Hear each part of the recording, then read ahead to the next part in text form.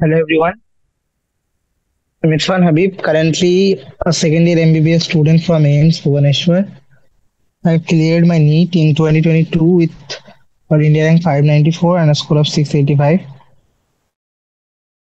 আজ আমরা chapter number 13 of class 12, class 11, that is plant growth and development, কিভাবে উদ্ভিদের বৃদ্ধি এবং তার বিকাশ হয়। ওকে, এবার এই দুটো কথার মধ্যে অনেক পার্থক্য রয়েছে, সেটা হচ্ছে বৃদ্ধি এবং বিকাশ, এবং তারা কিভাবে একে অপরের থেকে আলাদা আমরা এই চ্যাপ্টারে জানবো। এবং ডিটেলে আমরা বৃদ্ধি এবং বিকাশের সম্পর্কে, কিভাবে বৃদ্ধি হয়, বৃদ্ধির জন্য দায়ী কি কি ফ্যাক্টর, কি কি প্রসেস রয়েছে, এবং ডেভেলপমেন্টেরও বা বিকাশ কিভাবে হয়ে থাকে, বা বিকাশের বিপরীত কি, যেমন ডি ডিফারেন্সিয়েশন, তারপর পুনর্বিকাশ, সেটা হচ্ছে রিডিফারেন্সিয়েশন, সমস্ত জিনিসগুলো পড়ছি। ওকে, নাও থিং ইজ, তাহলে এই চ্যাপ্টারে আমরা যদি বলি, এখন অব্দি তোমরা ফ্লাওয়ারিং প্লান্টস এর অর্গানাইজেশন অর্থাৎ যে সপুষ্পক উদ্ভিদগুলির যে অঙ্গ সংস্থান হয়, অর্থাৎ দেখো পাতা রয়েছে, তার মধ্যে মূল রয়েছে, কাণ্ড রয়েছে। তো সেই সমস্ত স্ট্রাকচার গুলি কি করে, তাদের একটা সিকোয়েন্স রয়েছে। এরকম নয় যে ডিরেক্টলি পাতা চলে এসছে বা ডিরেক্টলি সেখান থেকে একটা মূল বেরিয়ে এসছে। তো কি হয়, আমরা জানি যে বীজ আসা, আমরা এটা আমরা জানি তো, বীজ, তাই তো, সিড, সিডলিং, তারপর প্লান্টলেট, ম্যাচিওর প্লান্ট। এবার এই সমস্ত কথাগুলির মধ্যেও ডিফারেন্স রয়েছে। যেমন যদি আমি বলি যে সিড আর সিডলিং এর মধ্যে কি পার্থক্য, একটা হচ্ছে বীজ, মানে আমি যদি ফল থেকে ফলটা কাটলাম, ফল থেকে কাটার পরে যে পার্টটা বায়ু যে ভিতরে থাকে সেটা হচ্ছে বীজ, যেটা থেকে নতুন একটা উদ্ভিদের জন্ম নেয়, তাই তো। এবার সেখান থেকে সিডলিং, সিডলিং থেকে প্লান্টলেট যেটাকে বলছে, তো তারপর হচ্ছে আলটিমেটলি এটা ম্যাচিওর প্লান্ট বা একটা পরিণত উদ্ভিদ। তো কিভাবে এরা একে অপরের থেকে আলাদা, আমি কেন সিড থেকে সিডলিং কে আলাদা করলাম, সিডলিং থেকে প্লেটলেট কে আলাদা করলাম, দ্য থিং ইজ, মনে করো আমি একটা সিডকে মাটির মধ্যে উপযুক্ত নিউট্রিয়েন্টস অ্যান্ড লাইট বা যা যে সমস্ত জিনিসগুলো দরকার সবগুলো দিয়ে দিলাম, তাহলে কি হবে, সেখান থেকে পুষ্পিত হবে। এবার বীজ থেকে অঙ্কুরিত হবে, বীজ, এবার বীজ যখন অঙ্কুরিত হতে শুরু করবে, বীজে যখন অঙ্কুরিত হতে শুরু করে দেয়, তখন সেটাকে আমরা বলি অঙ্কুরিত বীজ, রাইট। তো এই অঙ্কুরিত বীজ হচ্ছে সিডলিং, অঙ্কুরিত বীজ দ্যাট ইজ সিডলিং। ওকে, সেই অঙ্কুরিত বীজ থেকে এবার ছোট একটা গাছ হলো, ছোট গাছ, দুটো তিনটে পাতাওয়ালা একটা গাছ হয়, যেটাকে আমরা বলি চারা গাছ, তাই তো, বা প্লান্টলেট। সেখান থেকে আলটিমেট একটা পরিণত উদ্ভিদ উৎপন্ন হয়, যেখানে পাতাটা তো সবই পার্ট আলাদা আলাদা species। ঠিক আছে, তাই তো। তাহলে এই পরিভাষাগুলো আমরা জানি এখন অব্দি, এবং আমরা এটাও দেখেছি যে একটা নির্দিষ্ট সময় যদি আমি দেখি যে না, হ্যাঁ, এরা কি করে, এরা নিজেদের উচ্চতা, তাই তো, হাইট এবং গার্থ, যেটা হচ্ছে উচ্চতা এবং পরিধি দুটোতেই বৃদ্ধি পায়। সময়ের সঙ্গে সঙ্গে এদের উচ্চতা এবং পরিধি দুটোতেই বৃদ্ধি পায়। ঠিক আছে, যদিও পাতা, যেমন দেখো পাতা, ফুল, ফল একই গাছের, সবার তুমি যদি দেখো এদের সবার কিন্তু কি রয়েছে, একটা সীমিত বৃদ্ধি ঘটে, তাই নয়। আবার এরা কি রয়েছে, কখনো কখনো বারবার হয়।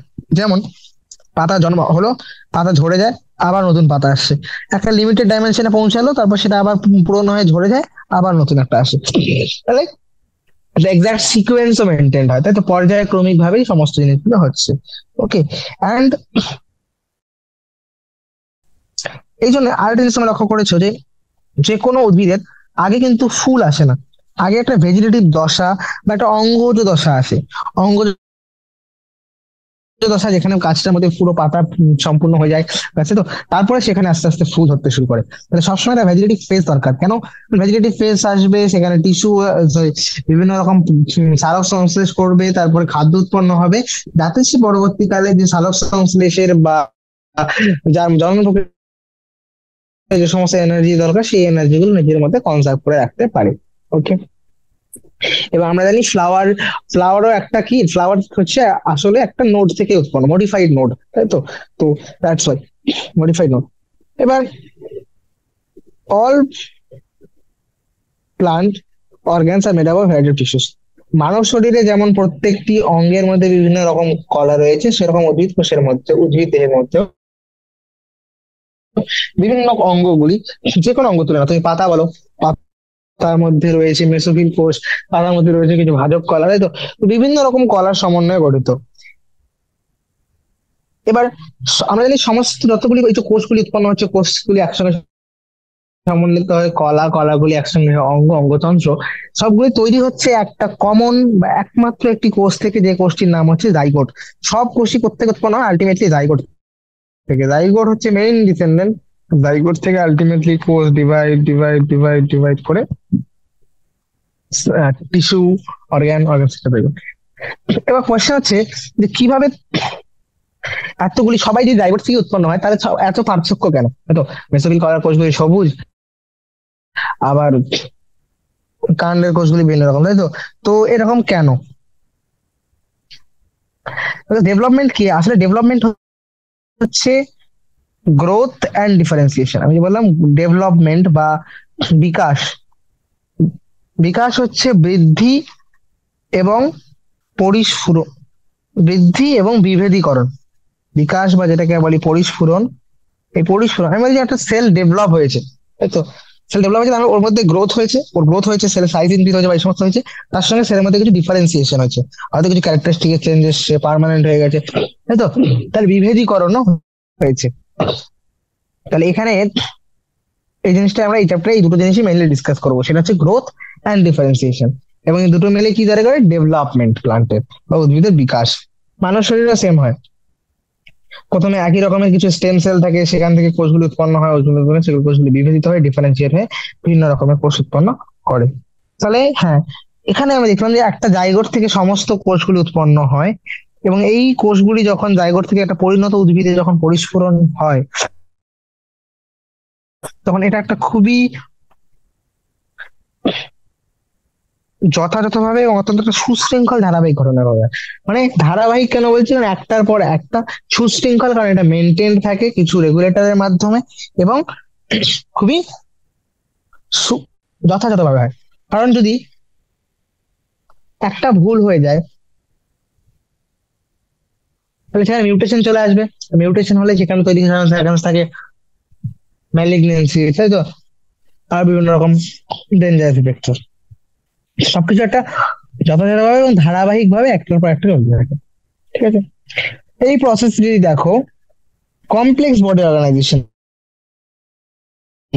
জটিল দেহ সংগঠন তৈরি হয়, যাতে আহ, মূল, পাতা, শাখা, ফুল, ফল, বীজ, তাই তো? এই সমস্ত যে কঠিন একটা জটিল দেহ সংগঠন তৈরি হয়, যার মধ্যে এই সমস্ত জিনিসগুলো গঠিত হচ্ছে হয়। এবং অবশেষে উদ্ভিদগুলো একটা সময় আসে যখন তাদের মৃত্যু হয়। উদ্ভিদরা ইমমর্টাল নয়, এদেরও কখনো কখনো মৃত্যু হয়, তাই তো? তাহলে প্রথম ধাপ কি এই দেহের, উদ্ভিদ দেহের বৃদ্ধির বৃদ্ধির প্রথম ধাপটি হলো সিড জার্মিনেশন, যেটাকে আমি বলি বীজের অঙ্কুরোদ্গম। বীজের অঙ্কুর বেরোনো আমরা বলি, হ্যাঁ অঙ্কুর বেরিয়ে এসে, সেটাই বলি বীজের অঙ্কুরোদ্গম, seed germination. This is the first step. Then seed germinates when the favorable conditions for growth exist in the environment. বীজ সবসময় এরকম নয় যে পাতাগুলি আমি কোনো একটা কন্ডিশনে ছেড়ে দিলাম, ডাইরেক্ট গিয়ে বীজ থেকে অঙ্কুর তৈরি হচ্ছে। এখানে যেটা অ্যাপ্রোপ্রিয়েট আমি কন্ডিশন দিই, ফেভারেবল কন্ডিশন যেটাকে বলে, অনুকূল পরিবেশ। অনুকূল পরিবেশ মানে যেখানে আলো, সমস্ত পরিপোষক গুলি, তাই তো, আহ সব সল্ট, তাই তো, মাটি, সমস্ত যেগুলো সাপ্লাই থাকবে, তখন সেখানে একটা বীজ অঙ্কুরোদ্গম অঙ্কুরোদ্গম হয়, তাই তো? এবার এই ফেভারেবল কন্ডিশন গুলো না থাকে, তুমি লাইটের অনুপস্থিতিতে একটা বীজকে রেখে দাও, হয়তো অঙ্কুরোদ্গম হবেই না, বা জলের অনুপস্থিতিতে রেখে দাও, হবে না, তাই তো? আসলে অনুকূল পরিবেশের অনুপস্থিতিতে এরা কখনোই অঙ্কুরিত হবে না, এবং এরা একটা দশায় চলে যায়, যে দশাটাকে আমরা বলি বীজের সুপ্তাবস্থা, সাসপেন্ডেড গ্রোথ। এবার আবার যখন অনুকূল পরিবেশ ফিরে আসে, তখন তারা আবার নিজেদের বিপাকীয় ক্রিয়াগুলো শুরু করে এবং গ্রোথ করে শুরু করে। তাহলে এটা আমরা দেখেছি যে আমরা বীজকে যদি অনেকদিন জল বা আলোর অনুপস্থিতি আমরা রেখে দিই, কোনো অঙ্কুরিত হয় না। আবার তখন জায়গায় সেটাকে একটা অনুকূল পরিবেশের মধ্যে হয়তো যে একটা ফার্টাইল সয়েল, মাটির মধ্যে জল দিয়ে আলোর উপস্থিতি রাখলে সেখান থেকে হয়তো অঙ্কুরে জন্ম। বাট দ্যাট ভ্যারিস, একটা সময় রয়েছে যে টাইম লিমিট অবধি সে নিজেকে, দেখো, কিছু বীজ রয়েছে যারা নিজেদের এই ক্ষমতাটা হারিয়ে ফেলে, কিছু রয়েছে আবার বছরের পর বছর নিজের এই ক্ষমতাটাকে জমিয়ে রাখতে পারে। সেটা কিভাবে, সেটা আমরা বীজের গঠনে দেখেছিলাম যে বীজের গঠনটা কত হার্ড, তাই তো? ওকে, তো এই সমস্ত প্রতিকূল পরিবেশকে সে সামলাতে পারে। তাহলে এই চ্যাপ্টারে আমরা কিছু ফ্যাক্টর দেখবো, এরকম কিছু প্রভাবক রয়েছে যেগুলি এই বৃদ্ধি এবং পরিস্ফুরণ, বা বৃদ্ধি এবং এই বিভেদীকরণ যেটা পরিস্ফুরণের জন্য দায়ী, এই পুরো দশাটাকে নিয়ন্ত্রণ করে কিছু প্রভাবক বা রেগুলেটর। ওকে, এই ফ্যাক্টরগুলি ইন্ট্রিনসিক এবং এক্সট্রিনসিক, অভ্যন্তরীণ এবং বাহ্যিক দুই প্রকারেরই হয়। অর্থাৎ কিছু প্রভাবক রয়েছে যেগুলো উদ্ভিদ দেহের মধ্যে অবস্থিত, আবার কিছু রয়েছে যেগুলো উদ্ভিদ দেহের মধ্যে না, বাহ্যিক কিছু ফ্যাক্টর, এনভায়রনমেন্টাল ফ্যাক্টর যেগুলি, যেমন সানলাইট, তাই তো, ওয়াটার, নিউট্রিয়েন্টস, অল দিস। এখানে তাই দেখানো হয়েছে যে একটা বীজকে আমি যখন পুঁতে দিলাম, তাই তো, মাটির মধ্যে, সেখান থেকে প্রথমে হাইপোকটিলেডন, তাই তো, বা ভ্রূণ মূল যেটাকে বলি, ভ্রূণ মূল বেরোয়, আর বীজপত্র কটিলেডন, তাই তো, সেখান থেকে আলটিমেটলি বেরিয়ে এসে বীজত্বকটা বাইরে পড়ে যায়, আর ভ্রূণমূলের একদম হুক পার্ট থেকে ধীরে ধীরে সেখান থেকে ভ্রূণ মুকুলের উৎপন্ন হয়, এপিকন্টাইল যেটাকে বলে, ভ্রূণ মুকুল। বীজপত্র এখন এভাবে রয়েছে, পরে বীজপত্র ছড়ে পড়ে যায়, আর হাইপোকন্ড্রিয়াল থেকে পরবর্তীতে মূল সিস্টেম তৈরি হয়, তাই তো, ভ্রূণ মূল থেকে পরবর্তীতে মূল হয়। এইভাবে এটা হচ্ছে পুরো একটা বীজের অঙ্কুরোদ্গম এবং পরিস্ফুরণের পদ্ধতি। এটা হচ্ছে বীজ, সেখান থেকে অঙ্কুরিত বীজ, অঙ্কুরিত বীজ থেকে সেখানে চারা গাছ উৎপন্ন হলো, চারা গাছ থেকে পরবর্তীতে পরিণত একটা উদ্ভিদ উৎপন্ন হলো, এই সমস্ত। তো প্রথম যে জিনিসটা যাতে শুরু করতে চাইছি সেটা হচ্ছে গ্রোথ বা বৃদ্ধি। এবার বৃদ্ধি বলতে কি বুঝি? বৃদ্ধি বলতে, বৃদ্ধি হলো একটা স্বাভাবিক একটা মৌলিক এবং সুস্পষ্ট চারিত্রিক বৈশিষ্ট্য। যে কোনো, তুমি যদি সজীব বস্তু নিয়ে নাও, সজীব বস্তুর মধ্যে একটা মৌলিক এবং সুস্পষ্ট যে বৈশিষ্ট্যটা দেখা যায় সেটা হচ্ছে গ্রোথ। যে সমস্ত লিভিং অর্গানিজম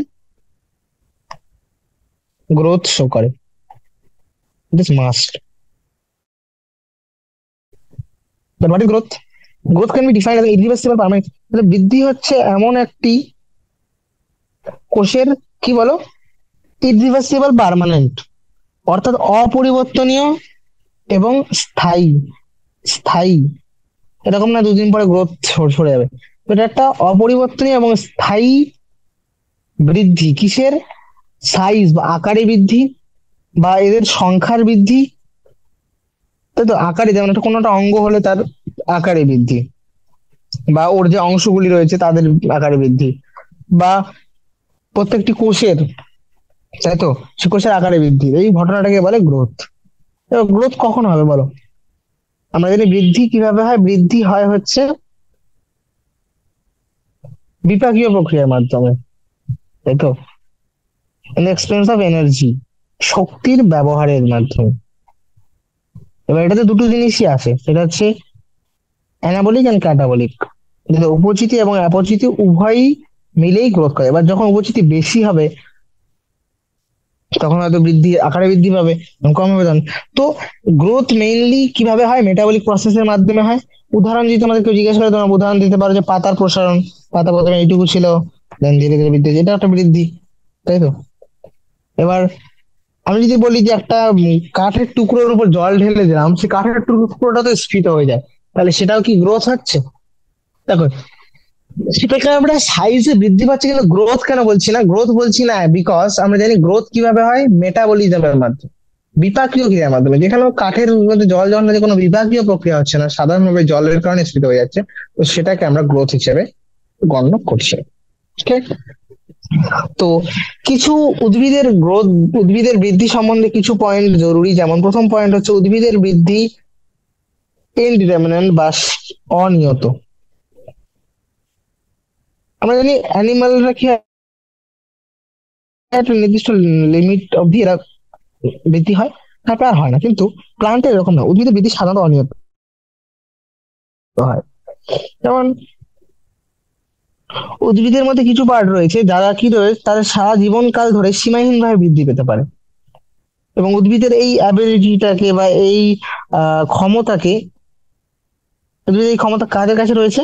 কিছু স্পেশাল ভাজক করার মধ্যে, নির্দিষ্ট ভাজক করার মধ্যে। এবং এই ভাজক করাগুলি কোথায় থাকে? উদ্ভিদের আহ নির্দিষ্ট নির্দিষ্ট কিছু স্থানে থাকে, তাই তো। যেমন মেরিস্টেম বা ভাজক কলা যে রয়েছে, ভাজক করা কোষসমূহগুলি বিভাজন এবং নিজের স্থায়িত্ব বজায় রাখার ক্ষমতা রয়েছে। মানে মানে স্টেম সেলগুলি যে রয়েছে, যে মেরিস্টেম সেলগুলি রয়েছে, মেরিস্টেম গুলো যেমন মাল্টিপ্লাই করে, সেরকম মেরিস্টেম নিজের অস্তিত্বটা করে। এরকম না যে নিজে অস্তিত্ব ক্ষয় পেয়ে গেলে সে অন্যতে কনভার্ট হয়ে গেল, নিজের অস্তিত্ব বজায় রাখছে, তার সঙ্গে সঙ্গে সে মাল্টিপ্লিকেশন করে যাচ্ছে। ওকে, তো এদের কাছে ক্ষমতা রয়েছে আর অনিয়ত পরিমাণে বৃদ্ধি করতে পারে। যদিও কিছু সময় পরে এই কোষগুলি নিজেদের বিভাজনের ক্ষমতা হারিয়ে ফেলে। কেন? এবং মিলে সবাই মিলে উদ্ভিদ দেহ গঠন করে। এবার এই ধরনের বৃদ্ধি, যেখানে ভাজক কলা ক্রিয়ার ফলে উদ্ভিদের নতুন কোষ সবসময় যুক্ত হয়ে যাচ্ছে, তত বেশি মেরিস্টেম ডিভাইড করবে, ভাজক কলার বিভাজন হবে, তত বেশি নতুন নতুন কোষ যুক্ত হতে থাকবে। তো এই ধরনের বৃদ্ধির ঘটনাটাকে, এই ধরনের বৃদ্ধির এটাকে বলে মুক্ত বৃদ্ধি, ওপেন ফর্ম অফ গ্রোথ। এবার যদি কখনো এরকম হয় যে ভাজক কলার বিভাজন থেমে যায়, তাহলে কি হবে? আর এরকম কখনো হয় যে মেরিস্টেম হঠাৎ করে নিজের ডিভিশন বন্ধ করে দিল? তো আমরা এর আগেও দেখেছি, যেমন মরফোলজি চ্যাপ্টারে পড়েছে যে দু টাইপের ভাজক কলা হয়। সেগুলি হচ্ছে অগ্রস্থ ভাজক কলা। অগ্রস্থ ভাজক কলা এপিক্যাল দু টাইপের, একটা হচ্ছে মূল অগ্রস্থ, যেটা হচ্ছে রুটের মধ্যে থাকে, তাই তো, রুট এপিক্যাল বা মূল অগ্রস্থ ভাজক কলা। আর শুট এপিক্যাল মেরিস্টেম বা বিটপের অগ্রস্থ ভাজক কলা। ওকে, এবার এই ভাজক কলাগুলি উদ্ভিদের প্রাথমিক বৃদ্ধির জন্য দায়ী। প্রাথমিক বৃদ্ধি বলতে ওর যে এলংগেশন অ্যালং দ্য অ্যাক্সিস, তাদের যে একটা মুখ্য অক্ষ রয়েছে, সেই যে অক্ষ বরাবর এই উদ্ভিদের বৃদ্ধিটা, এই বৃদ্ধির জন্য কে দায়ী? Mainly root and shoot apical meristem. দেখো, শুট এপিক্যাল এবং রুট এপিক্যাল মেরিস্টেম গুলি বা মূল অগ্রস্থ ভাজক কলা আর হচ্ছে বিটপ অগ্রস্থ ভাজক কলাগুলি, এরা বিভাজন করার মাধ্যমে অ্যাক্সিস বরাবর বা অক্ষ বরাবর উদ্ভিদ যে প্রাথমিক বৃদ্ধি সেটার জন্য দায়ী। ঠিক আছে, এখানে দেখতেও পাচ্ছ। এবার তোমরা জানো যে ডাইকটিলেডন বা যেগুলোকে আমরা বলি দ্বিবীজপত্রী উদ্ভিদ, দ্বিবীজপত্রী উদ্ভিদের ক্ষেত্রে এবং জিমনোস্পার্ম বা ব্যক্তবীজীদের ক্ষেত্রে ল্যাটারাল মেরিস্টেম, তাই তো, এদের জীবদ্দশার পরের দিকে কি হয়? পার্শ্বীয় ভাজক কলা, ল্যাটারাল মেরিস্টেম বা পার্শ্বীয় ভাজক কলা, পার্শ্বীয় ভাজক কলা, সেগুলো হচ্ছে ভাস্কুলার ক্যামিয়াম এবং কর ক্যামিয়ামও পরবর্তী দশায়, মানে জীবনের পরবর্তী কালে আবির্ভাব ঘটে।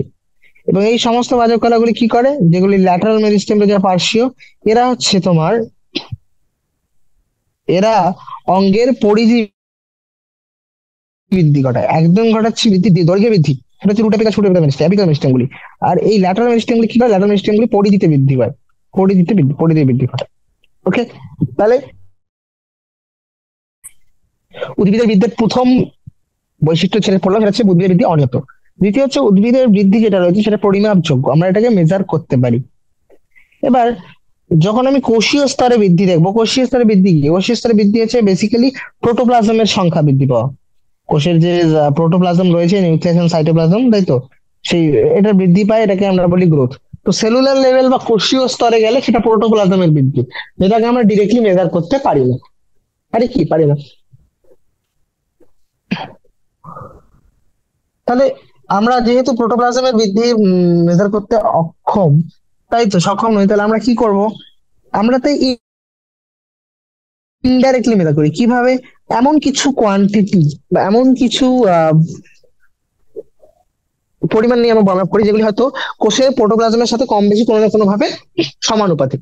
কোষের যদি প্রোটোপ্লাজমের বৃদ্ধি হয়, তাহলে সেগুলিও বৃদ্ধি পাবে। এরকম কিছু পরিমাপ আমরা নিই। যেমন কি কি নিতে পারি আমরা? যেমন আমরা নিতে পারি হচ্ছে increase in fresh weight. Fresh weight বা সরস ওজন যেটাকে বলি, জলের সাথে যেত, সরস ওজন বা ড্রাই ওয়েট, শুষ্ক ওজন, দৈর্ঘ্য, আয়তন, দৈর্ঘ্য, তাই তো, ক্ষেত্রফল, আয়তন, কোষের সংখ্যা, প্রোটোপ্লাজম বৃদ্ধির সঙ্গে সঙ্গে এই সমস্ত জিনিসগুলো বৃদ্ধি পায়। তাহলে এভাবে একটা উদাহরণ হিসেবে দিচ্ছি, রুট অ্যাপিক্যাল মেরিস্টেম বা যে ভুট্টা যে রয়েছে, ভুট্টা জানো মেজ, তো ভুট্টার যে একটি ভুট্টার যে মূল অগ্রস্তর ভাজক কলা রয়েছে, সে 17,500 নতুন কোষ প্রত্যেক ঘন্টায় তৈরি করতে পারে। আবার একটা ওয়াটারমেলন বা তরমুজের কোষ প্রায় 3,50,000 গুণ অব্দি বৃদ্ধি পেতে পারে কোষের আকার। তো একটাতে আমরা দেখলাম সেলের নাম্বার, আমি দেখছি যে হ্যাঁ এত সময়ের মধ্যে এতটা নাম্বার বৃদ্ধি পেয়েছে, সেটা গ্রোথের একটা প্যারামিটার। আবার একটা দেখছি সাইজ বৃদ্ধি পাচ্ছে। তাহলে একটাতে আমরা কিভাবে নিলাম সেল নাম্বার, কোষের সংখ্যায়, আর একটা নিলাম সাইজ হিসেবে। আবার অন্য কিছু বৃদ্ধির পরিমাপ রয়েছে, পরিমাপের মাধ্যম রয়েছে, যেমন আমরা পোলেন টিউবের ক্ষেত্রে কি নিই, পোলেন টিউবের ক্ষেত্রে আমরা ওর দৈর্ঘ্য নিই। আর পাতা হলে, তাই তো, পাতা পৃষ্ঠীয় পাতা হলে সেক্ষেত্রে আমরা তার পৃষ্ঠতল হিসেবে নিই, সারফেস এরিয়া। ঠিক আছে। এবার যদি এরকম কোষের ক্ষেত্রে আমরা এটাকে ভলিউমও নিতে পারি। ওকে,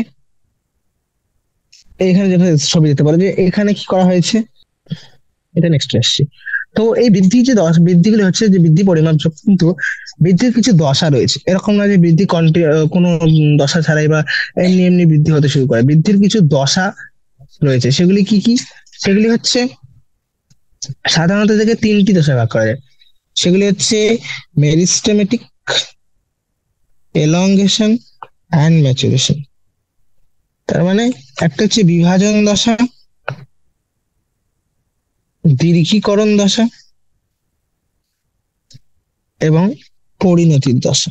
তাই তো? তো কিভাবে, একটা উদাহরণ দেখ। যদি আমি মনে করো আমি এটা উদাহরণ হিসেবে নিচ্ছি মূলের অগ্রভাগ। তো সেই মূলের অগ্রভাগ বা বিটপের অগ্রভাগ যদি অংশগুলি দেখো, তাহলে সেখানে কিছু অবিরাম বিভাজনরত কিছু কিছু রয়েছে মেরিস্টেম ভাজক করা, যেগুলো অবিরাম বিভাজন করে যাচ্ছে। তাই তো? তাহলে সেই কোষগুলি কোন দশায় রয়েছে? সেই কোষগুলি বিভাজনের দশায় রয়েছে। এবং এই কোষগুলি যেহেতু কন্টিনিউয়াস বিভাজন করছে, কন্টিনিউয়াস মাইটোসিস করছে, তো এদের প্রোটোপ্লাজম, এতে এই কোষগুলি প্রোটোপ্লাজম সমন্বিত হয়। তাই তো? প্রোটোপ্লাজম সমৃদ্ধ এবং বৃহৎ সুস্পষ্ট একটা নিউক্লিয়াস থাকে, নিউক্লিয়াস কেন থাকবে? যেহেতু বিভাজনের অ্যাক্টিভিটি, তো তাদের মেটাবলিজম অনেক বেশি হবে, বিপাক প্রক্রিয়া বেশি হওয়ার জন্য বিভিন্ন রকম প্রোটিন দরকার, তাই নিউক্লিয়াস অ্যাক্টিভ থাকে। তাই জন্য নিউক্লিয়াসটি খুবই বৃহৎ এবং সুস্পষ্ট হয়। কোষ প্রাচীর গুলো কি রকম হবে?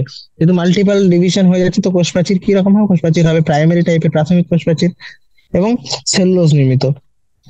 তার সঙ্গে প্রত্যেকটি কোষের মধ্যে কিছু কানেকশন থাকে, যেগুলোকে আমরা বলি প্লাজমোডেসমাল কানেকশন। এবার এই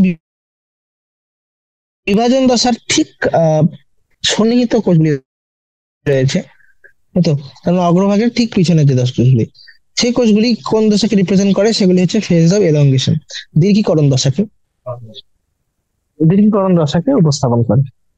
এবার এই কোষগুলি কি রয়েছে, এই কোষগুলির মধ্যে, কোষের মধ্যে কি হয়? কোষ প্রথমে গেলাম, প্রথম দশা হচ্ছে কোষ মাল্টিপ্লাই করছে।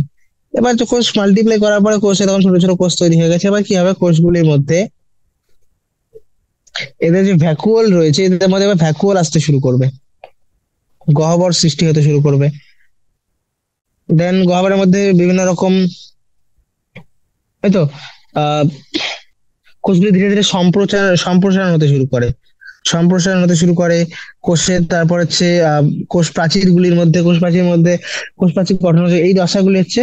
তাহলে এই দীর্ঘীকরণ দশায় কি দুটো জিনিস দেখা যাবে? একটা হচ্ছে সেলের এনলার্জমেন্ট হয়, সেটা হচ্ছে সেলের কোষের সম্প্রসারণ, তার সঙ্গে হচ্ছে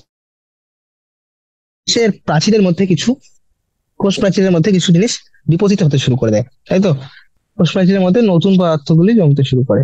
নেক্সট, এছাড়াও আরো কিছু জিনিস, যেমন অ্যাপেক্স থেকে আরো দূরে গেলাম, তাহলে প্রথমে বললাম অ্যাপেক্স একদম অগ্রভাগে, কোষগুলি বিভাজনের রয়েছে, তার সন্নিহিত কোষ দশা হলো কোন দশা রয়েছে? এখানে যদি এলংগেশন হচ্ছে সেলগুলি, তার ঠিক সন্নিহিত বা সব থেকে দূরে অগ্রভাগ থেকে যে দশা, যে কোষগুলি আছে, সেই কোষগুলি কোন দশায় রয়েছে? তারা রয়েছে পরিণতির দশায়। এবার এই দশায় কি হয়? কোষগুলি তাদের সর্বাধিক আকার লাভ করে ফেলে, ম্যাক্সিমাম সাইজ যেটা সেটা করে। এবং তার সঙ্গে এদের সেল ওয়াল বা কোষ প্রাচীর গুলি থিকনিং, বা কোষ প্রাচীর গুলির একদম ঘনীভূত হতে শুরু করে, প্রাচীরগুলো পুরু হয়ে যায়। তাই তো? প্রোটোপ্লাজমের মধ্যে বিভিন্ন রকম পরিবর্তন দেখা যায়, প্রোটোপ্লাজমিক মডিফিকেশন শুরু হয়ে যায়। ঠিক আছে? এবার বেশিরভাগ দশায়, কোষের যতগুলি দশা রয়েছে বেশিরভাগ কোষই কিন্তু আমরা বিভিন্ন মরফোলজি পড়েছো তোমরা, then you have discussed about, এই প্রত্যেকটা দশাতেই বেশিরভাগ যতগুলো কোষ দেখলাম তো প্রত্যেকটা কোষেরই প্রায় কোন দশায় ছিল, এরা বেশিরভাগই সবাই কোন দশায় থাকে, সেটা হচ্ছে এরা এই পরিণতি দশাতেই থাকে। তুমি যদি পড়েছো ফ্রুট বা লিভস যত কিছু রয়েছে, তো বেশিরভাগ কোষগুলি কোন দশায় রয়েছে, সেটা হচ্ছে পরিণতির দশায়। ওকে, তো তিনটে দশা ছিল পরিণতি, প্রথম হচ্ছে বিভাজন দশা, তারপর সেখানে যখন সম্প্রসারণ এবং কোষ প্রাচীর গুলি গঠন হতে শুরু করে দেয়, এই তো প্রাথমিক কোষ প্রাচীর থেকে তো পরবর্তী গৌণ কোষ প্রাচীর সমস্ত হতে শুরু করে, তখন সেই দশাটাকে আমরা বলতে শুরু করি সম্প্রসারণ বা দীর্ঘীকরণ দশা। এবং অবশেষে পরিণতি দশা, বা যেখানে গিয়ে আর কোষের বিভাজন হবে না, কোষের এবার প্রোটোপ্লাজম গুলির মধ্যে বিভিন্ন রকম পরিবর্তন হতে শুরু করে এবং প্রাচীর পুরু হতে শুরু করে দেয় আরো। ওকে, নেক্সট যে টপিকটা আছে সেটা হচ্ছে বৃদ্ধির হার। তো বললাম যে বৃদ্ধিকে আমরা পরিমাপ করতে পারি, কিন্তু কি হারে বৃদ্ধি পাচ্ছে। এবার হার বলতে কি বোঝায়? হার বলতে যখন আমি সময়ের রেসপেক্টে বলবো, ইউনিট টাইম। তো আমি এখন বললাম যে হ্যাঁ, দৈর্ঘ্য বৃদ্ধি পেয়েছে, এখানে দেখতে পাচ্ছি হ্যাঁ যে এখানে যদি আমি এই পয়েন্ট গুলো নাম দিয়ে দিই, এটা এ পয়েন্ট, এটা বি পয়েন্ট, এটা সি পয়েন্ট, ডি পয়েন্ট, এভাবে যদি সবগুলো নাম দিয়ে দিই, দেখতে পাচ্ছি যে এ পয়েন্টটার বৃদ্ধি এতটা হয়েছে, বি পয়েন্ট অব্দি, সি পয়েন্ট, ডি পয়েন্ট। তো এখানে দেখতে পাচ্ছ এই দশা সব থেকে বেশি ম্যাক্সিমাম এক্সপ্যানশন দেখা যাচ্ছে। তো এবিসিডি এই পার্টটা বেশি এলংগেট হয়েছে না? এখানে কি অত বেশি এলংগেশন হয়? অত বেশি এলংগেশন হয়নি, ম্যাক্সিমাম এলংগেশন এই পার্টটা দেখা যাচ্ছে। তো এই পার্টটা কোন দশায় আছে? Elongation phase. এই পার্টটা কোথায় রয়েছে? বিভাজন দশা। এটা কোথায় রয়েছে? পরিণতির দশা। ওকে, তো এই বৃদ্ধির হার কিভাবে, এই যে বৃদ্ধি হচ্ছে, এত বৃদ্ধিকে পরিমাপ করলো, তো পরিমাপ একটা হার, অর্থাৎ সময়ের সঙ্গে সঙ্গে কতটা, কি হারে বৃদ্ধি পাচ্ছে, তাই তো? একক সময়ে কতটা বৃদ্ধি পাচ্ছে, সেটা হচ্ছে বৃদ্ধির হার। তো যখন আমরা একক সময়, প্রতি একক সময়ে কতটা বৃদ্ধি হচ্ছে সেটাকে পরিমাপ করি, তখন সেটাকে বলা হয় বৃদ্ধির হার। তাহলে বৃদ্ধির হারকে গাণিতিক ভাবে প্রকাশ করা যেতেই পারে, তো ম্যাথমেটিক্যালি অবশ্যই আসবে। এবার যে কোনো একটা অর্গানিজম, যে কোনো জীব বা জীবের কোনো অঙ্গ বিভিন্ন উপায়ে কোষ উৎপন্ন করতে পারে, বিভিন্ন উপায় করতে পারে, আমরা জানিও, তাই তো? বিভিন্ন মেথড গুলি। এবার দু টাইপ, এখানে তোমাদেরকে দু টাইপে দেখানো হয়েছে, সেটা হচ্ছে অ্যারিথমেটিক এবং জিওমেট্রিক। অর্থাৎ বাংলাগুলো বলে দিচ্ছি, এটা হচ্ছে বাংলা দিলে বোঝা যাবে। দেখো, একটা হচ্ছে সমান্তর, একটা গুণোত্তর। সমান্তর, গুণোত্তর, অ্যারিথমেটিক বা সমান্তর বলতে কি বোঝো? অ্যারিথমেটিক প্রোগ্রেশন হয়তো তোমরা পড়েছো, যে একটা রয়েছে, তার সঙ্গে কিছু অ্যাড হতে থাকবে, তার সঙ্গে কিছু একটা অ্যাড হতে লাগলো, তার সঙ্গে আরো কিছু অ্যাড হতে লাগলো, তাই তো? তার সঙ্গে আরো কিছু অ্যাড হতে লাগলো, তো এইভাবে হতে থাকে, এবং একটা ডিফারেন্স থাকে প্রত্যেকটার মধ্যে। তো এখানেও সেম হচ্ছে, যখন অ্যারিথমেটিক গ্রোথের কথা বলি বা সমান্তর গ্রোথ, তো এখানে কি হয়, মনে করো আমি দেখাচ্ছি এখানে দুটি কোষ রয়েছে, কোষে দুটো পার্ট, দুটো কোষ রয়েছে, একটা কোষ পরিণতিতে আসতে চলে গেল, আরেকটা কোষ ডিভাইড হয়ে গেল, এই কোষটা দেখো, এই কোষটা ডিভাইড হয়ে গেছে। পরবর্তীতে এটা তো সেই এবার এর মধ্যে, এই দুটির মধ্যে আরেকটি পরিণতি দশা চলে যাবে, আরেকটা ডিভাইড করবে।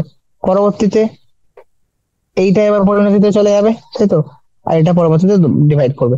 তো এভাবে আলটিমেটলি কি হচ্ছে, অ্যারিথমেটিক গ্রোথে কি হচ্ছে, একটা ফিক্স হয়ে যাচ্ছে, একটা পার্মানেন্ট হয়ে যাচ্ছে, আর একটা ডিভাইড করছে। তো একটা এক্সাক্ট একটা সিকুয়েন্সে এরা বেড়ে যায়, তো এক থেকে দুই, দুই থেকে তিন, তিন থেকে চার, চার থেকে পাঁচ, এভাবে বৃদ্ধি পাচ্ছে, সমান্তর বৃদ্ধি এটা। আর হচ্ছে গুণোত্তর বৃদ্ধি। গুণোত্তর বৃদ্ধি মানে কি, এখানে কোন রকম কোনো দোষই, কোনোটা কোনো কোষই পরিণতি দেখা যাচ্ছে না, দুজনেই ডিভাইড করছে। এক থেকে হলো দুই, দুটি কোষ আবার ডিভাইড করলে হলো চার, চার থেকে হলো আট, আট থেকে ষোলো, ষোলো থেকে 32, 32 থেকে 64, এভাবে যখন মাল্টিপ্লিকেশন হতে শুরু করে দেয়, সেই দশাটাকে আমরা বলি গুণোত্তরের দশা। এবার তাহলে এটা হচ্ছে কিসের ডায়াগ্রাম? গুণোত্তর দশা, সরি, সমান্তর। আর বি হচ্ছে গুণোত্তর। এবার একটা দেখছি আমরা, যখন এমব্রিও ডেভেলপ করে, ঠিক আছে? যখন মনে করো যে কোনো এমব্রিও যখন বৃদ্ধি পায়, এমব্রিওতে কি হয় না, ভ্রূণগুলি যখন বৃদ্ধি পায়, ভ্রূণের মধ্যে দুটো দশাই একসাথে হতে শুরু করে। যেমন প্রথমের দিকে কি হয়, প্রথমের দিকে জাইগোট এক থেকে দুই, দুই থেকে চার, চার থেকে আট, আট থেকে ষোলো, এভাবে বৃদ্ধি পেতে শুরু করে। কিন্তু একটা দশা চলে আসে যখন এরা ষোলো থেকে তারপর 32 না হয় 32 হয়ে যাওয়ার পর 33 থেকে 38, 44, এভাবে বৃদ্ধি পায়। কারণ কিছু কোষ তখন পরিণতির দশায় চলে যায়, কিছু কোষ তখন মাল্টিপ্লাই বা বিভাজন করতেই থাকে। এই কারণে একটা দশা আসে যখন অ্যারিথমেটিক তাহলে প্রথমের দিকে জিওমেট্রিক থেকে গুণোত্তর দশা, পরবর্তীতে এরা অ্যারিথমেটিক দশাকে ফলো করতে শুরু করে বৃদ্ধিতে, ভ্রূণের বৃদ্ধির সময়। তো তোমরা জানতে পারো শিক্ষক যে ভ্রূণের বৃদ্ধির সময় কোন দশা হয়, তাহলে বলবো ভ্রূণের বৃদ্ধিতে প্রথমের দিকে গুণোত্তর দশা ফলো হয়, মানে গুণোত্তর বৃদ্ধির ভাবে ফলো হয়, পরের দিকে সমান্তর বৃদ্ধির দশা ফলো হয়।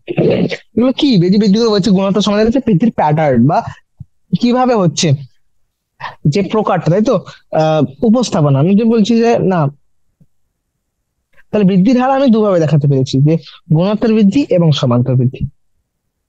তাহলে এখানে কি দেখলে যে অ্যারিথমেটিক গ্রোথ বা সমান্তর বৃদ্ধির ক্ষেত্রে মাইটোটিক কোষগুলি থেকে যে ডটার সেলগুলি উৎপন্ন হয় বা যে অপত্য কোষ দুটি উৎপন্ন হয়, তাদের মধ্যে একটি রয়েছে যেটি অবিরাম বিভাজিত হয়ে থাকে, আরেকটি কি হয়, অপরটি বিভেদিত ও পরিণত হয়, তাই তো। মনে করো দুটি কোষ রয়েছে, একটি কোষ থেকে দুটি কোষ উৎপন্ন হলো, একটা মাদার সেল থেকে জনিত্রী থেকে দুটি অপত্য কোষ তৈরি হলো। অপত্য কোষের মধ্যে একটি কোষ বিভাজিত এবং পরিণত হয়ে যায়, আরেকটা কোষ কি হয়, সে মাল্টিপ্লাই করতে থাকে। Is it clear? আবার পরবর্তীতে কি হবে, একটি কোষ পরিণত হয়ে যাবে, আরেকটি কোষ ডিভাইড করবে। ক্লিয়ার? আবার পরবর্তীতে এর মধ্যে দুটি কোষ, যে অপত্য কোষগুলি তৈরি হচ্ছে তার মধ্যে একটি বিভাজিত এবং পরিণত হয়ে যাচ্ছে, অপর কোষটি বৃদ্ধি পাচ্ছে। তাই যে গ্রাফটি আছে সেটা একটা সমান্তর বৃদ্ধি দেখা যায়, একটা সিকোয়েন্স ভাবে বৃদ্ধি পায়। দেখো এখানে ছিল এক, ছিল এক থেকে দুই, তিন, চার, পাঁচ, এভাবে বৃদ্ধি পাচ্ছে, তাই তো। তাই যদি আমি এদেরকে এটা উদাহরণ হিসেবে আমি মূলের বৃদ্ধি বানাতে পারি। আমি হচ্ছে মূলকে নিলাম, মূলকে নিয়ে বৃদ্ধি দেখছি, এর বৃদ্ধিটা তুমি দেখো তো এই বৃদ্ধিটা এরকম একটা কনস্ট্যান্ট রেট, তাই তো, একটা সরল এবং এই বৃদ্ধিটা একদম কনস্ট্যান্ট রেটে হয়, একটা নির্দিষ্ট হারে হয়, ঠিক আছে। যদি আমি এখানে লেংথ অফ দ্য প্ল্যান্ট, তাই তো, উদ্ভিদের উচ্চতার সঙ্গে সময়ের সঙ্গে সঙ্গে উচ্চতা গ্রাফটা করি, তো দেখো একটা সমান্তর বৃদ্ধি দেখা যায়। এরকম তো না এভাবে ছিল, একদিনে এরকম হয়ে গেল, রাতে পরের দিন এরকম হয়ে গেল, এত একদম হঠাৎ করে তো গুণত্ব বৃদ্ধি বৃদ্ধি পায় না। তোমরা দেখেছো 1 সেন্টিমিটার হয়, সেখান থেকে 2 সেন্টিমিটার, 3 সেন্টিমিটার, 4 সেন্টিমিটার, এভাবে বৃদ্ধি পাচ্ছে, সমান্তর ভাবে বৃদ্ধি পায়, ঠিক আছে।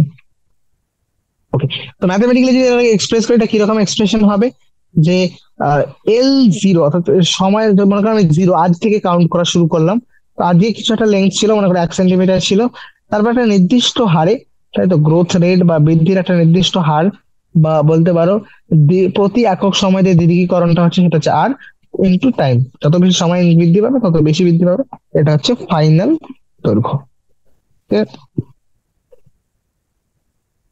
তাহলে এটা হচ্ছে সমান্তরাল। তাহলে এই গ্রাফটা কিরকম আসে, এবং এর যে যে লেখচিত্রে আঁকি সেটা একটা সরল রেখাকে রিপ্রেজেন্ট করে, ঠিক আছে। পরবর্তীতে আসছি গুণোত্তর দৈর্ঘ্য, গুণোত্তর বৃদ্ধি, জিওমেট্রিক্যাল বা গুণোত্তর বৃদ্ধি। গুণোত্তর বৃদ্ধিতে কি হয়, প্রথমের দিকে একটা স্লো ফেজ থাকে, তারপর ধীরে ধীরে সবাই একসঙ্গে বৃদ্ধি পেতে শুরু করে, তো একসঙ্গে বৃদ্ধি শুরু করে, তো একটা র্যাপিড ফেজ চলে আসে, খুব দ্রুত একটা দশা চলে আসে, এবং আলটিমেটলি, তাই তো, প্রথম যে স্লো বা যে ধীর গতি দশাটা থাকে সেটাকে আমরা বলি বিলম্ব দশা বা ল্যাগ ফেজ। তারপর যখন দ্রুত বৃদ্ধি ঘটে সেটাকে বলি লগ বা দ্রুত বৃদ্ধি দশা, তাই তো। তো প্রথম দশাটাকে বলছি ল্যাগ ফেজ, পরে থেকে বললাম লগ বা এক্সপোনেনশিয়াল ফেজ। এবার এখানে কি হয়, প্রত্যেকটি ওখানে যেমন কি ছিল, সমান্তরে ছিল, যে যে অপত্য কোষ দুটি তৈরি হয় তার মধ্যে একটি কোষ বিভাজিত হয়ে যায়, আরেকটি কোষ বিভাজন করে। কিন্তু এখানে গুণোত্তর দশা এরকম না, গুণোত্তর হচ্ছে দুটি অপত্য কোষ রয়েছে, দুটি অপত্য কোষই বিভাজন করতে শুরু করে দেয়, ঠিক আছে। দুটির মধ্যেই ক্ষমতা রয়েছে ডিভাইড করতে পারবে। এবং তুমি যদি সময়ের সঙ্গে সঙ্গে, আমরা যদি এবার নিউট্রিয়েন্ট সাপ্লাইকে লিমিট করে দিই, যে পরিপোষকের যে সরবরাহ দিচ্ছি সেটাকে যদি সীমিত করে দেওয়া হয়, তাহলে একটা দশা আসবে যখন এরা ক্ষমতা রয়েছে, এরা বিভাজন করতে পারে, কিন্তু যেহেতু নিউট্রিয়েন্ট সাপ্লাই নেই, পরিপোষকের সরবরাহ নেই, তাই সেখানে গিয়ে বৃদ্ধিটা ধীরে ধীরে শিথিল, মানে ধীর হতে শুরু করে দেয়, তাই তো, মন্দীভূত হয়ে যায়, এবং আলটিমেটলি একটা স্টেশনারি ফেজে চলে আসে, বা একটা স্থিতিশীল দশায় চলে আসে। তিনটে ফেজ, প্রথমে ল্যাগ ফেজ, আলটিমেট এক্সপোনেনশিয়াল বা log phase, and finally stationary phase বা স্থিতিশীল দশা। তো যদি আমরা এই গ্রোথের সঙ্গে সঙ্গে, তো বৃদ্ধির সঙ্গে সময়ের একটা গ্রাফ প্যারামিটার ড্র করি, তাহলে একটা টিপিক্যাল এস শেপ পাই বা সিগময়েড শেপ পাই। ঠিক আছে, সিগময়েড রেখা চিত্র। এবার এই সিগময়েড কার্ভটি, এটা যে কোনো সজীব উদ্ভিদ যখন ন্যাচারাল এনভায়রনমেন্ট, সাধারণ যদি এই পরিবেশের মধ্যে থাকে, তাই তো, পরিবেশের মধ্যে যখন আমরা বৃদ্ধি পাই যে কোনো কোষ, সজীব কোষ, তখন তাদের যে চারিত্রিক বৃদ্ধি যে প্যাটার্নটা ফলো করে সেটা সাধারণত এই সিগমেন্ট কার্ভটাই হয়। সেখানে একটা লক ফেজ থাকে, কারণ আমরা জানি কখনোই তুমি নিউট্রিয়েন্টের সাপ্লাই তো আনলিমিটেড থাকবে না, তাই তো, কখনো না কখনো পরিবেশ তো শেষ হয়ে যাবে, তাই তো। এবং তাহলে প্রত্যেকটি কোষের মধ্যে সজীব কোষ যখন বৃদ্ধি পায় তারা এই স্ট্যান্ডার্ড ফেজটাকেই, সরি এই সিগমা শেপকেই ফলো করে। তো তোমরা কি আহ, এবং এটা শুধুমাত্র কিছু কোষের ক্ষেত্রে নয়, সমস্ত কোষ এবং সমস্ত কলা, সমস্ত অঙ্গের ক্ষেত্রেই অ্যাপ্লিকেবল। ঠিক আছে, কিভাবে এই দ্রুত বৃদ্ধির দশাটাকে, যে এক্সপোনেনশিয়াল ফেজটা রয়েছে, কিভাবে এটাকে রিপ্রেজেন্ট করবে? এখানে ফলো হয় এক্সপোনেনশিয়াল গ্রোথের একটা প্যাটার্ন, সেটা হচ্ছে W1 is equal to W0 ERT। এটা এক্সপোনেনশিয়াল গ্রোথ। এক্সপোনেনশিয়াল কি হচ্ছে, ফাইনাল একটা, প্রথমে একটা ইনিশিয়াল একটা, মনে করো প্রাথমিক কিছু একটা পরিমাপ ছিল, প্রাথমিক একটা কিছু সাইজ, তাই তো, সাইজ বা হতে পারে, বা ওয়েট হতে পারে, বা হাইট হতে পারে, তাই তো, ওজন, উচ্চতার সংখ্যা যা খুশি হতে পারে এই প্যারামিটারটা। তার সঙ্গে একটা নির্দিষ্ট পরিমাপে গ্রোথের একটা রেট রয়েছে, সেটা ই হচ্ছে এক্সপোনেনশিয়ালকে রিপ্রেজেন্ট করছে, এক্সপোনেনশিয়াল বৃদ্ধি পাচ্ছে। ইকুয়াল টু আর টি, সময়ের সঙ্গে সঙ্গে গ্রোথের বৃদ্ধির হারে এরা বৃদ্ধি পেতে থাকে, তো এক্সপোনেনশিয়াল বলে এই প্যাটার্নটা, ইকুয়েশনটা এরকম আসছে। তো এটাকে যদি আমি গ্রাফের মধ্যে প্লট করি তাহলে এরকম একটা গ্রাফ আসে। এখানে আর কি বোঝাচ্ছে, এখানে আর হচ্ছে একটি রিলেটিভ গ্রোথ রেট বা আপেক্ষিক বৃদ্ধির হার। কি মেজার করছে এটা? এটা মেজার করছে নতুন উদ্ভিদের নতুন কোনো উদ্ভিজ উপাদানকে তৈরি করার ক্ষমতা, কি হারে নতুন উদ্ভিজ কোনো পদার্থ, পরিমাণ উদ্ভিজ পদার্থ তৈরি করতে পারে, যেটাকে আমরা বলি এফিসিয়েন্সি ইন্ডেক্স বা দক্ষতা সূচক। এখানে কি হচ্ছে, এখানে যে অন্তিম আকারটা সেটা কার উপর নির্ভর করছে, প্রাথমিক আকারের উপর। W1 যেটা রয়েছে এটা কিন্তু W0 এর উপর ডিপেন্ডেন্ট, W0 ইন্টু ERT রয়েছে, right? এটার উপর এটা নির্ভর করে। তাহলে কোন হারে, এখানে আরটা কি রিপ্রেজেন্ট করছে, আর রিপ্রেজেন্ট করছে আপেক্ষিক বৃদ্ধির হার, কোন হারে সে বৃদ্ধি পাবে। এবং সেটা একটা দক্ষতা সূচক রয়েছে, যে হ্যাঁ, কোন হারে নতুন উপাদান তৈরি করতে পারে, সেই বেসিসে এরা বৃদ্ধি পায়। ওকে, এবার জীবনতন্ত্রে দুটি অংশের বৃদ্ধির মধ্যে যদি পরিমাণগত তুলনা আমরা দুভাবে করতে পারি। এইদার তুমি অ্যাবসলিউট গ্রোথ রেটের মেজারমেন্ট নাও, অ্যাবসলিউট গ্রোথ রেট হচ্ছে চূড়ান্ত, যেটা অ্যাবসলিউট, এটা চূড়ান্ত। চূড়ান্ত মানে কি, আমি নিলাম দুটো পাতা রইলো, একটা 5 সেন্টিমিটার পাতা রয়েছে, একটা 50 সেন্টিমিটার পাতা রয়েছে, দুজনে বৃদ্ধি পেয়ে, একজন হয়েছে 10 সেন্টিমিটার স্কোয়ার, আরেকজন হচ্ছে 55। তো দুটোর মধ্যে বৃদ্ধি কত হয়েছে, বৃদ্ধি আমি ফাইনাল মাইনাস এক্স, তো তো আমি ফাইনাল মাইনাস ইনিশিয়াল করলে অ্যাবসলিউটটা পেয়ে যাবো। দুটোর ক্ষেত্রে আসে 5, এখানেও 5। কিন্তু রিলেটিভ কথাটা কখন আসে, রিলেটিভ হচ্ছে যখন আমি এদেরকে একটা কমন বেসিস নেব, আমি যখন একটা ভিত্তির উপর, সাধারণ ভিত্তির বিষয়ের উপর ভিত্তি করে নেব। যেমন আমি যদি বলো যে প্রাথমিক পরিমাপের ভিত্তিতে বলো, প্রাথমিক কিছু একটা ছিল, তার ভিত্তিতে বলো, তাহলে প্রাথমিক 5 ছিল, 5-এর ভিত্তিতে 5 বৃদ্ধি পেয়েছে, তাহলে এখানে 100% অ্যাবসলিউট গ্রোথ হয়েছে, রিলেটিভ গ্রোথ।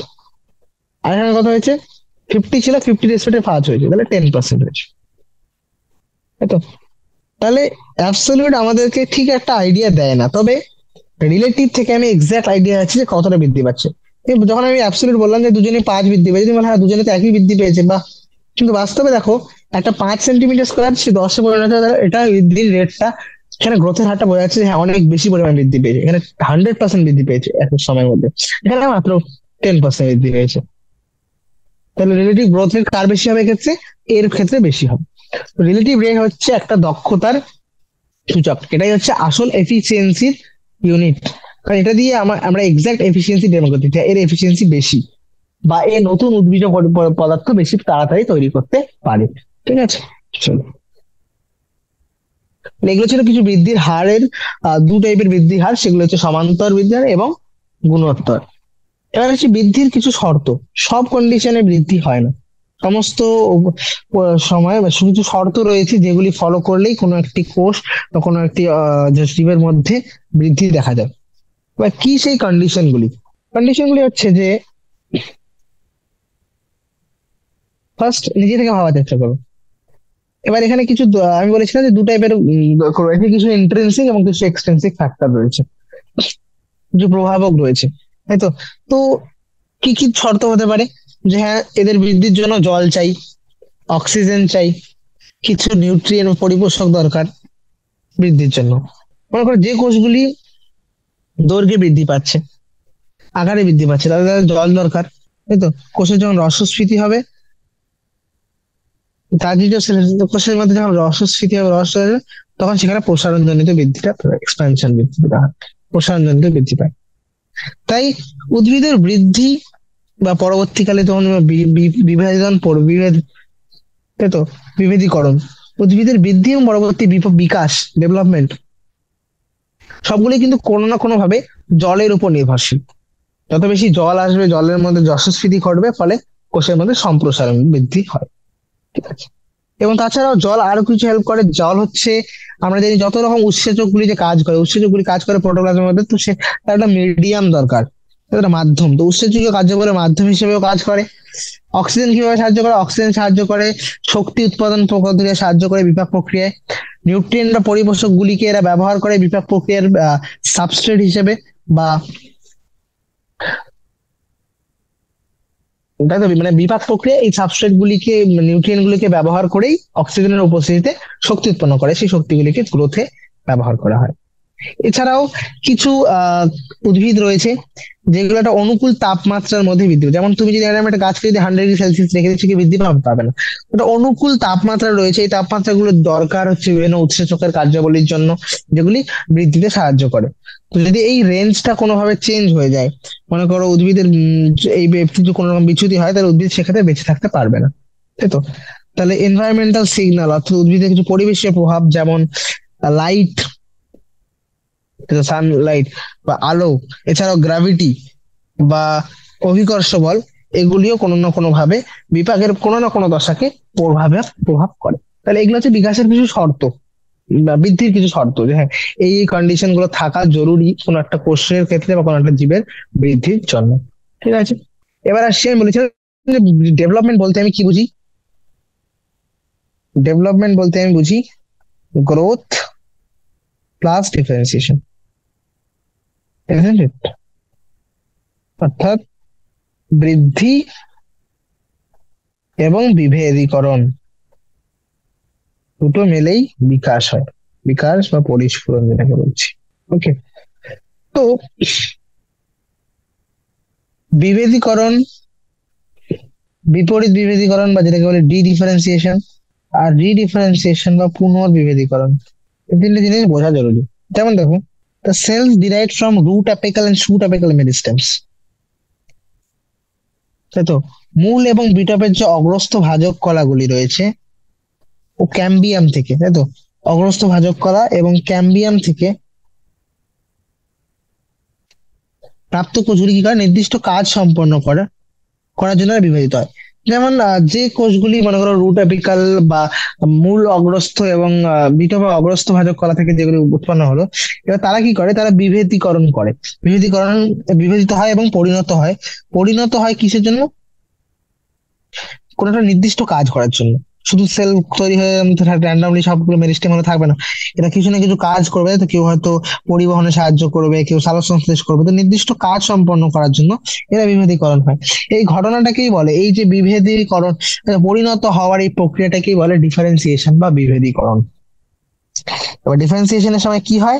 কিছু স্ট্রাকচারাল চেঞ্জেস আসে, তাই তো?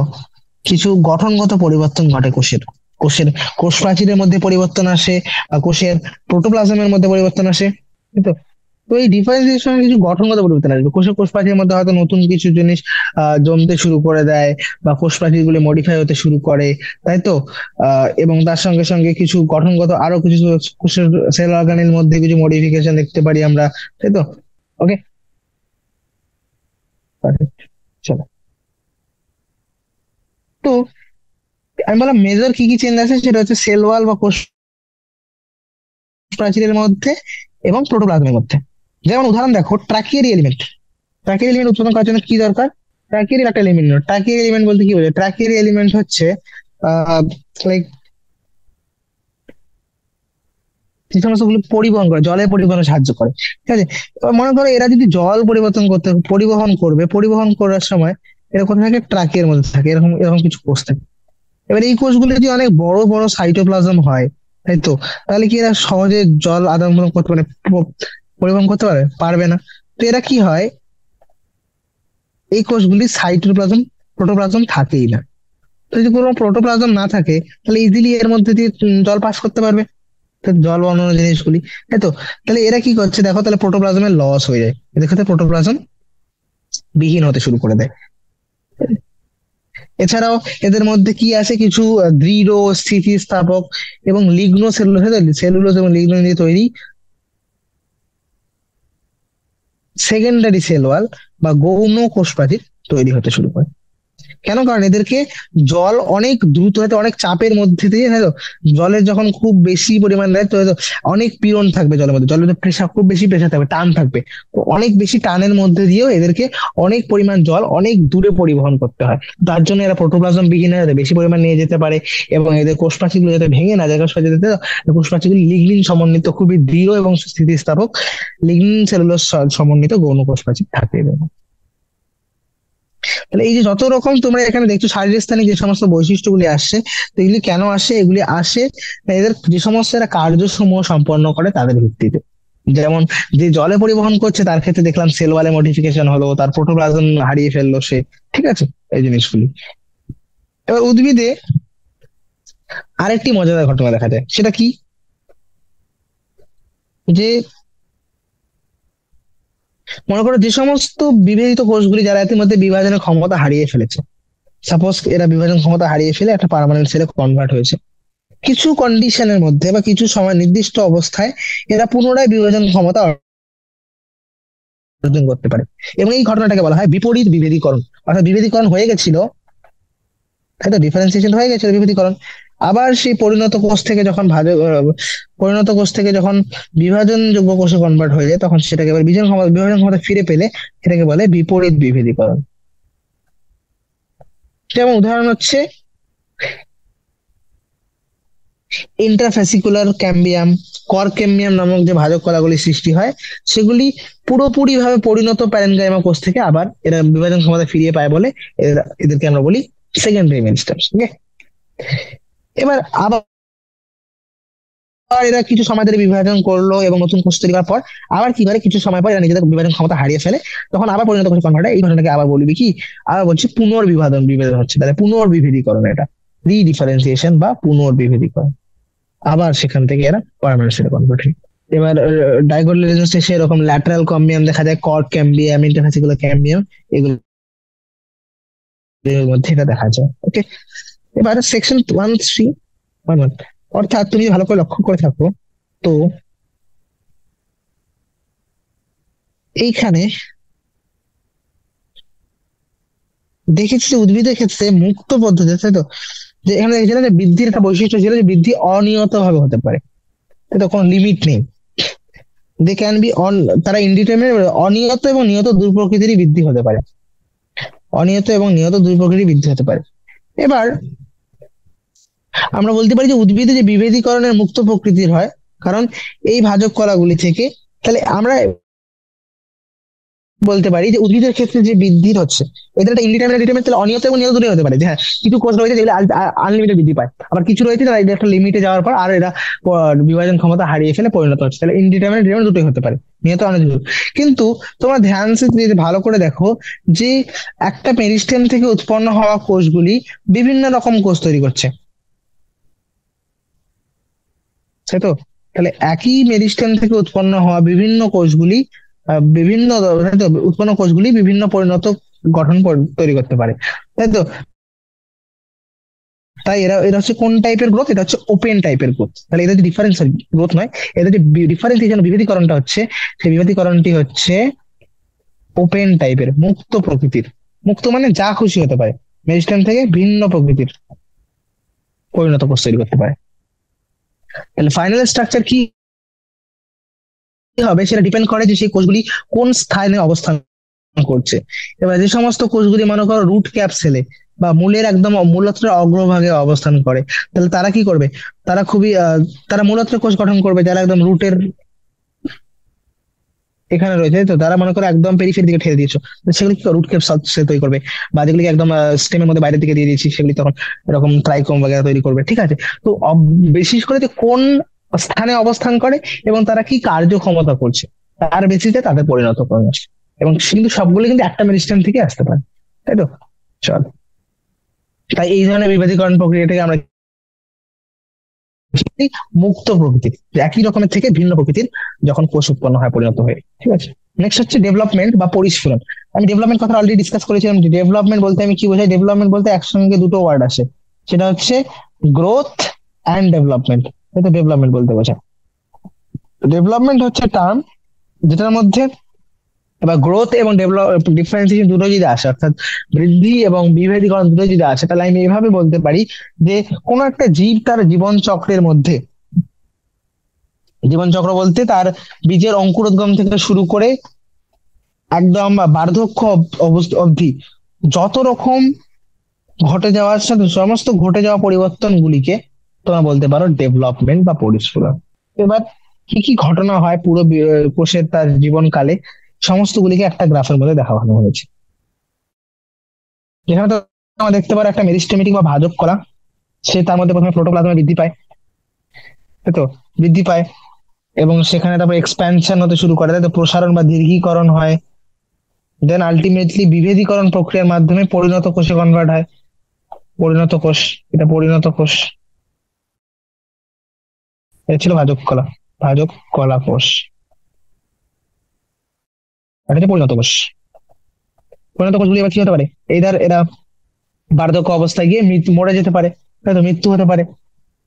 বা চান্স রয়েছে যে এখানে যে মেরিস্টেমেটিক কোষগুলি ডিভাইড করে দিয়ে কোষগুলি তৈরি করলো, সেই কোষগুলি আবার এদের পরিণত না হয়, এটা কি করছে? ডিভাইড করে যাচ্ছে, করে যাচ্ছে, করে যাচ্ছে, করে যাচ্ছে। তার মধ্যে কিছু কোষ গিয়ে বিভাজনে কনভার্ট, তাই তো? পরিণত হলো। তাহলে এখানে দেখতে পাচ্ছি কিছু কোষ বৃদ্ধি করে যাচ্ছে, করে যাচ্ছে, আবার কিছু কোষগুলি বিভেদীকরণের মাধ্যমে পরিণত কোষে কনভার্ট হয়েছে। আবার আমি দেখাতে পারি পরিণত কোষগুলি আবার কিছু গিয়ে আবার ডি ডিফারেন্সিয়েশন বা বিপরীত বিভেদীকরণের মাধ্যমে আবার ভাজক কলায় পরিণত হতে পারে। আবার সেখান থেকে ওরা, তাই তো, নিজের গঠন ক্ষমতা হারিয়ে পুনর্বিভেদীকরণ করে পরিণত কোষে কনভার্ট হতে পারে। এই সমস্ত জিনিসগুলি একটা উদ্ভিদের জীবনকালে হয়ে থাকে, জীবন অঙ্কুরোদ্গম, বীজের অঙ্কুরোদ্গম থেকে শুরু করে বার্ধক্য অবধি।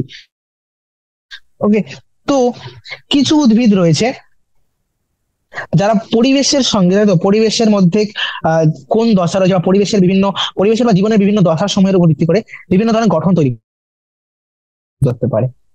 এবং এই ঘটনাটাকে আমরা বলি প্লাস্টিসিটি।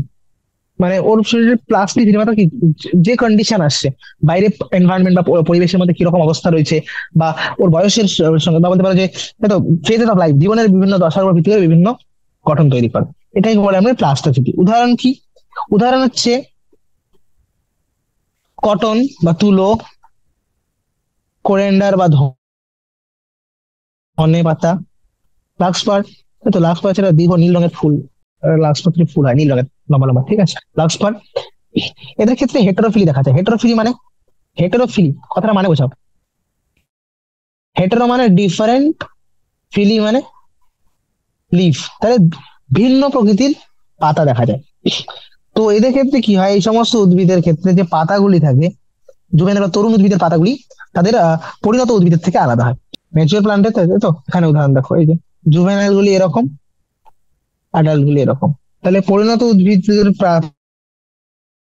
পাতাগুলি আহ তরুণ উদ্ভিদ থেকে আলাদা হয়। আবার কিছু কিছু উদ্ভিদ রয়েছে যারা তাদের বয়স, কিছু রয়েছে মানে ফেজেস অফ লাইফের, এটা উদাহরণ হয়ে গেল যে ফেজেস অফ লাইফের অনুযায়ী কিভাবে চেঞ্জ করছে। আবার আমি বলেছিলাম এনভায়রনমেন্ট বা পরিবেশের অবস্থার ভিত্তিতে এরা নিজেদের গঠন চেঞ্জ করতে পারে। সেরকম একটা উদাহরণ দেখা যায় বাটার কাপের মধ্যে। তো বাটার কাপ উদ্ভিদে কি দেখা যায়? এদের দুটো দশা হতে পারে। কিছু রয়েছে যারা জলের মধ্যে অবস্থান করে, কিছু রয়েছে যারা স্থলের মধ্যে থাকে। এবার যারা জলের মধ্যে অবস্থান করে, তো সেই জলজ ওয়াটার হ্যাবিট্যাট, জলজ যেগুলিতে রয়েছে, জলজ আবাসস্থল গুলি, এদের পাতার গঠন দেখো এরকম। আবার কিছু রয়েছে যারা টেরিস্ট্রিয়ালে থাকে বা যারা স্থলজ অবস্থানে থাকে, তাদের ক্ষেত্রে আলাদা। এটা কাদের ক্ষেত্রে থাকে? এটা বাটার কাপ, এটা বাটার কাপ, এটা লার্জ। ওকে।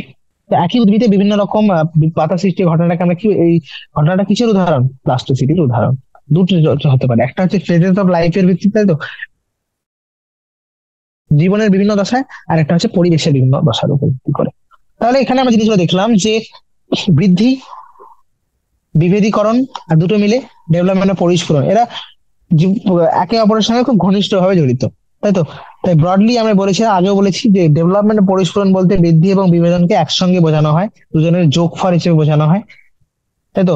তাহলে ডেভেলপমেন্ট বা ডেভেলপমেন্ট অফ প্লান্ট, তাই তো, উদ্ভিদের এই বিভেদীকরণ এবং বৃদ্ধি দুটি একসঙ্গে পরিস্ফুরণ ঘটনাটি, এরা ডিরেক্টলি হয় না, এর কিছুই এরকম না যে অনির্দিষ্ট ভাবে হয়ে যাচ্ছে, না, এগুলি কিছু অভ্যন্তরীণ এবং বাহ্যিক কিছু ফ্যাক্টর বা কিছু প্রভাবক দ্বারা প্রভাবিত হয়। এবার যেগুলি ইন্ট্রিনসিক বা অভ্যন্তরীণ ফ্যাক্টর, অভ্যন্তরীণ প্রভাবক, সেগুলি কি হতে পারে? সেগুলি হতে পারে ইন্ট্রাসেলুলার, বা যেগুলি কোষের মধ্যে অবস্থিত, আন্তঃকোষীয়। তো কিছু হতে পারে আন্তঃকোষীয় বা জিনগত, জিনের মধ্যে যে ফ্যাক্টর গুলি আছে, যে হ্যাঁ জিনের মধ্যে কিছু পাওয়া যায়, জিনের মাধ্যমে প্রোটিন সিনথেসিস, প্রোটিন সংশ্লেষ প্রক্রিয়ার মাধ্যমে কন্ট্রোল করছে, সেটা আলাদা জিনিস। আবার কিছু রয়েছে ইন্টারসেলুলার, অর্থাৎ দুটি কোষের মধ্যে কানেকশন করছে, এই কোষ থেকে উৎপন্ন হচ্ছে, সেটাকে এই কোষের গ্রোথকে, ডেভেলপমেন্টকে কন্ট্রোল করছে, যেটা হচ্ছে ইন্টারসেলুলার। আন্তঃকোষীয়, এটা হচ্ছে অন্তঃকোষীয়।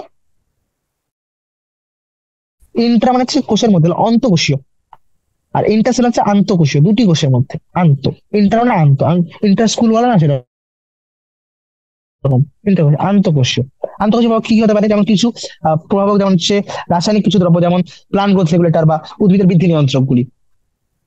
আর এক্সটেন্সিভ ফ্যাক্টর কি কি রয়েছে? এক্সটেন্সিভ ফ্যাক্টর বৃদ্ধির আগেও, বৃদ্ধির সময় ব্যাখ্যা করেছিলাম, যে হ্যাঁ লাইট, তাই তো, টেম্পারেচার, ওয়াটার,